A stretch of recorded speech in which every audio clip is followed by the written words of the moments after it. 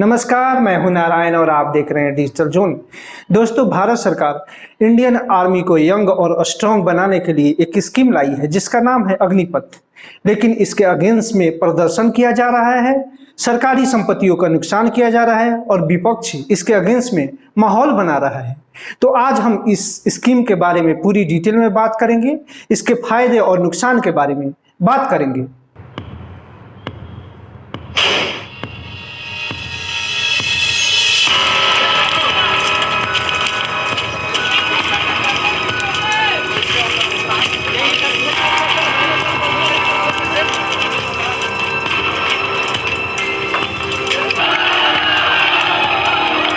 सरकार की अग्निपथ योजना के विरोध के नाम पर देश भर में हिंसा और उपद्रव शुरू हो गया है।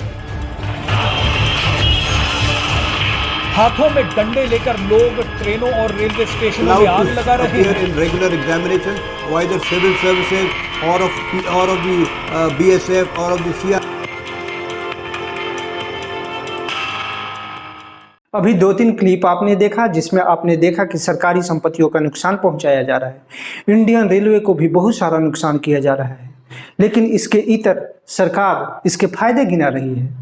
तो एक्चुअल में ये स्कीम क्या है, इसके बारे में हम बात करते हैं। अग्निवीर स्कीम में कैंडिडेट को केवल 4 साल के लिए भर्ती किया जाएगा। इस स्कीम में केवल ऑफिसर बिलो रैंक की भर्ती होती है, यानी ऑफिसर से नीचे रैंक की भर्ती इस स्कीम में की जाएगी। इस स्कीम में भर्ती होने वाले जवान को अग्निवीर कहा जाएगा। अग्निपथ स्कीम के अंतर्गत भर्ती हुए जवानों में से 25% को आगे इंडियन आर्मी में सेवा करने का मौका मिलेगा। वे लंबे टाइम तक इंडियन आर्मी को सेवा दे सकते हैं। अब हम इसके अलावा एलिजिबिलिटी क्राइटेरिया के बारे में बात करते हैं कि अगर आप इंडियन आर्मी में अग्निवीर स्कीम के तहत, अग्निपथ स्कीम के तहत जाना चाहते हैं तो आपकी एलिजिबिलिटी क्राइटेरिया क्या होना चाहिए। इसके लिए सबसे पहले आपकी एज 17.5 से 21 के बीच होनी चाहिए और आप मैट्रिक पास होने चाहिए। अब हम सैलरी के बारे में देखते हैं कि अग्निपथ स्कीम में आपकी सैलरी क्या होगी।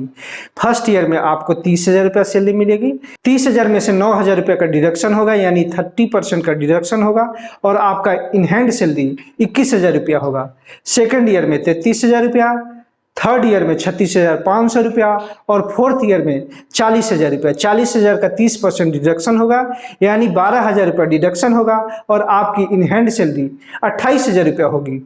दोस्तों, पूरे 4 साल में 5,02,000 रुपया का आपका सैलरी से डिडक्शन होता है और 5,02,000 गवर्नमेंट उस फंड में जमा कराती है और इसमें इंटरेस्ट प्लस होके आपको लमसम रिटायरमेंट के टाइम पे 12 लाख रुपया मिलेगा। सैलरी के अलावा आपको कुछ अलाउंसेस मिलेगा, लेकिन डीए और मिलिट्री स्पेशल सर्विस अलाउंस इसमें शामिल नहीं है। आपको risk allowance, ration allowance, dress allowance, travel allowance, ये सभी अलाउंस आपको मिलेगा। इसके अलावा आपको इंश्योरेंस का भी बेनिफिट मिलेगा। आपको 48 लाख का इंश्योरेंस का बेनिफिट भी मिलेगा, जिसके लिए आपको कोई भी कंट्रीब्यूशन नहीं करना है। इंश्योरेंस के पैसा डेथ के केस में मिलेगा। अगर आपकी डेथ ऑन ड्यूटी होती है तो आपको 48 लाख रुपया प्लस 44 लाख रुपया मिलता है। अगर आपकी ऑफ ड्यूटी डेट होती है तो इस केस में केवल आपको इंश्योरेंस का पैसा 48 लाख रुपया मिलेगा। दोस्तों, अभी हमने इस स्कीम के फायदे जाने, लेकिन मैं इसके अलावा भी बात करना चाहूँगा कि इस स्कीम में जो भी आपको सैलरी पैकेज, अलाउंस मिल रहा है, छुट्टी मिल रहा है, ये आपके लिए काफ़ी नहीं है, क्योंकि एक सैनिक देश के लिए लड़ाई लड़ने के लिए जाता है और सरकार को इसके बारे में कंसीडर करना चाहिए। इसके अलावा भी मैं बोलना चाहूँगा कि ये 4 साल का जो जॉब पीरियड है, ये किसी भी जवान के लिए काफ़ी नहीं है, क्योंकि कोई भी जवान अगर किसी यूनिट में कम साल के लिए होता है तो उस यूनिट के प्रति उसका इमोशनल अटैचमेंट नहीं होता है और वो पूरे जज्बा के साथ देश का सेवा नहीं कर पाएगा। इसलिए मेरे हिसाब से जो टाइमिंग है 4 साल का, इस पे गवर्नमेंट को कंसीडर करना चाहिए और इसको थोड़े टाइम के लिए बढ़ाना चाहिए। दोस्तों, इंडियन आर्मी एम्प्लॉयमेंट का कोई संस्था नहीं है जहां पे एम्प्लॉयमेंट, बेरोजगारी दूर किया जा सके। ये एक राष्ट्रीय सुरक्षा का सेंसिटिव मुद्दा है, तो मेरे हिसाब से गवर्नमेंट को इस पे कंसीडर करना चाहिए और जो प्रदर्शन करने वाले हैं उनको भी शांतिपूर्वक प्रदर्शन करने का अधिकार है। अगर आप सरकारी संपत्ति जला रहे हैं, तोड़ फोड़ कर रहे हैं और आप पे FIR हो जाता है तो वैसे भी आपको इंडियन आर्मी में जाने का, देश को सेवा करने का आपको मौका नहीं मिलेगा। तो दोस्तों मेरे हिसाब से आपको प्रदर्शन शांतिपूर्ण करना चाहिए और सरकार को भी इस पे कंसीडर करना चाहिए। जो भी कैंडिडेट का मांग है उस पे कंसीडर करना चाहिए, विचार करना चाहिए। तो दोस्तों ये रहा अग्निपथ स्कीम के बारे में वीडियो। अग्निपथ के बारे में आप क्या सोचते हैं कमेंट करके जरूर बताएं। वीडियो को लाइक और शेयर जरूर करें। अगली वीडियो में हम फिर नए इन्फॉर्मेशन और नए टॉपिक के साथ आएंगे। तब तक के लिए नमस्कार।